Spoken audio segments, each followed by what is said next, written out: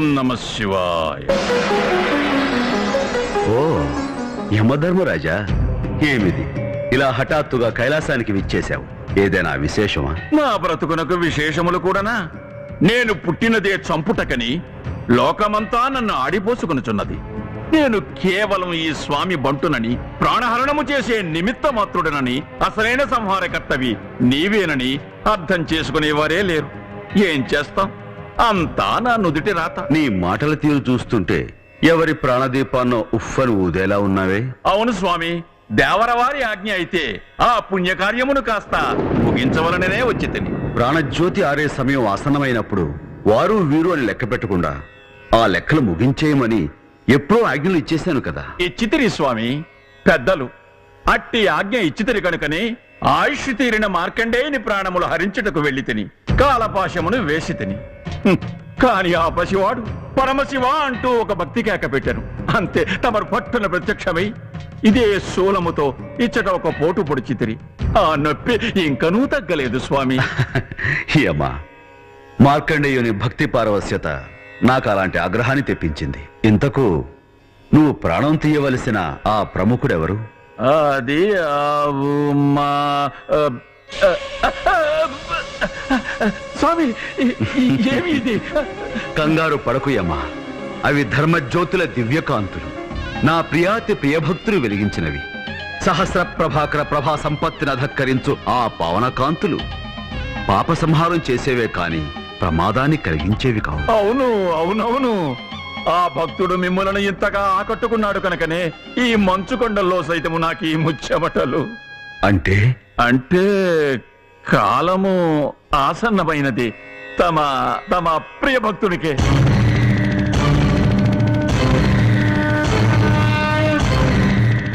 స్వామి, ఆవేశపడకండి. ఆగ్రహంతో ఆ మూడవ కంటిని తెరవకండి. ఆక్రోషంతో ఆ త్రిశూలాన్ని ఎత్తకండి. మీ ప్రియ భక్తుని ప్రాణాలు తీయడమో తీయకపోవడమో ఇక మీ ఇష్టం. ఇదిగో పాశం. ఓం నమ శివాయ.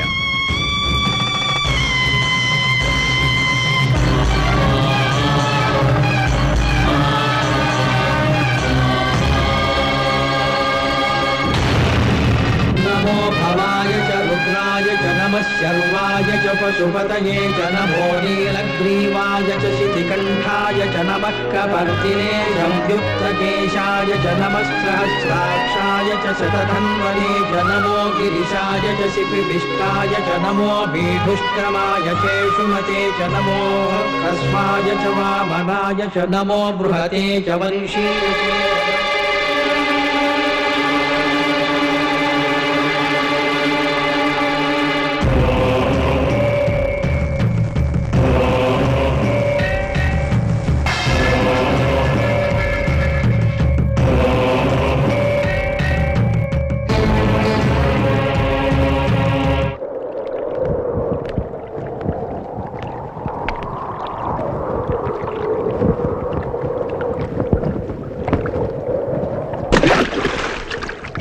మహారాజా, మహారాజా, ఎన్నో ఏళ్లు తపస్సు చేసి సాధించిన కాలజ్ఞాన గ్రంథాన్ని ఇలా నీటిపాలు చేశారెందుకు?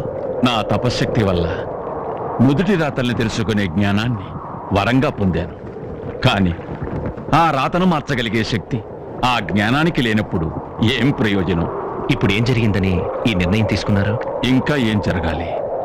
మీలాంటి మహానుభావుడు అదృశ్యమయ్యే దృశ్యాన్ని చూపించింది ఆ గ్రంథం. అంటే ఈ రోజు సూర్యుడు అస్తమించే లోపల మీరు మమ్మల్ని అందరినీ వదిలి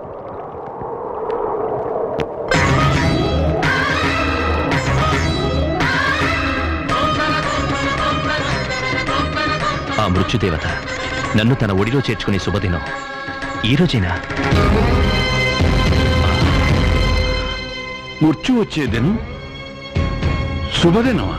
మహారాజా, జీవితంలో ఒకే ఒకసారి వచ్చే పండగ ఈ మృత్యువు.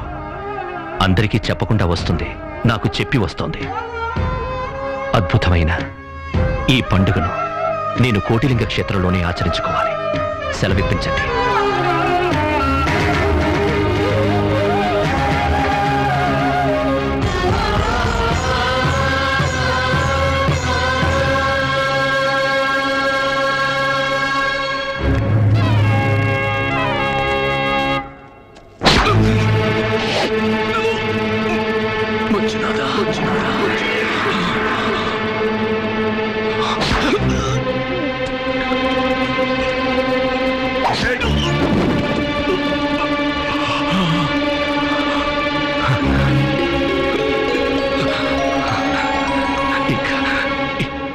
ఇంకా సేపట్లో నాకు మరణం రాబోతుందని మహారాజు ద్వారా నాకు తెలిసింది. కానీ మీ చేతులతో నాకు ఈ విధంగా మోక్షం లభిస్తుందని నేను ఊహించలేదు. మీరు నన్ను శత్రువుగా భావించారు, కానీ నా దృష్టిలో మీరందరూ నా మిత్రులు.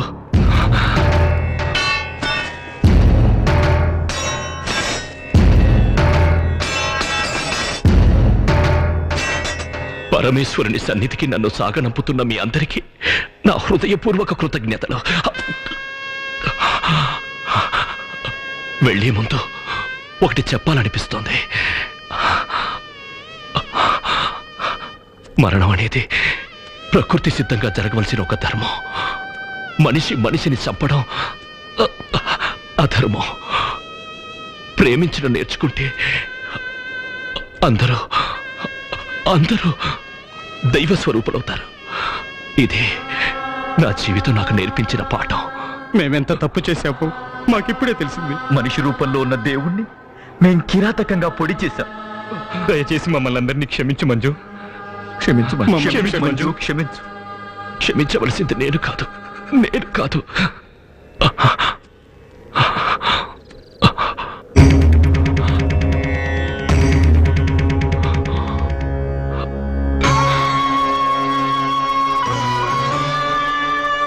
దయకు ధర్మానికి ఉన్న మరో రూపమే ఈ మంజునాథ స్వామి. అందరూ ఆయన శరణు కోరండి.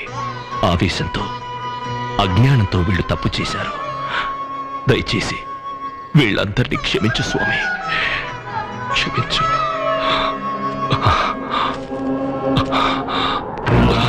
శివ,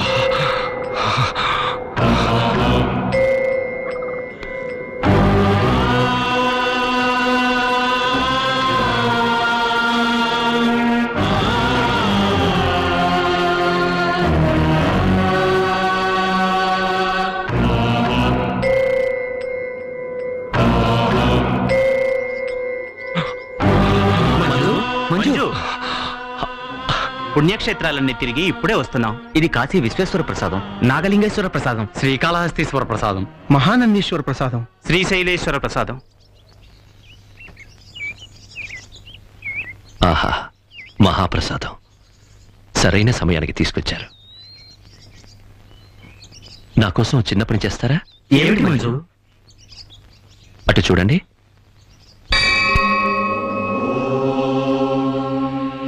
ఈరోజు ఎంతో శుభదినం. సూర్యుడు అస్తమించేలోగా కోటిలింగేశ్వరుడికి అభిషేకం చేశారండి. అలాగే. హర